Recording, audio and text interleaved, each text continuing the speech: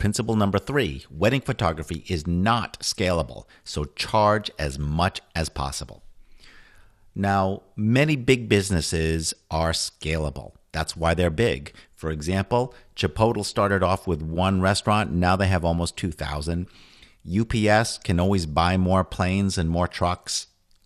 Amazon can hire more employees and open up more distribution centers. Google's business is nearly infinitely scalable. The whole world can search using the Google search engine. Now, contrast this with most freelance businesses, which are not scalable. For example, copywriters, graphic designers, massage therapists, and yes, photographers. Now, you might say, well, photographers' business can be scalable. You can always hire other photographers to work for you.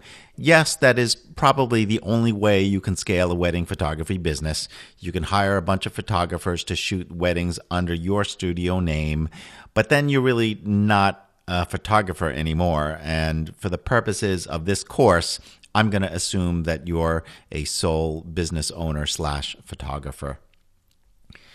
So the bottom line is you have a fixed inventory since you're not scalable. So therefore, you can't make it up on volume.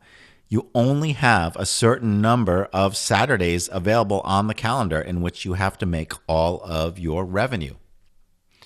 So you need to charge as much as possible. You're not going to be making a decent income in that $2,000 to $3,000 range. You're eventually going to have to get up to $4,000, $5,000, $6,000 if you really want to start making a nice living.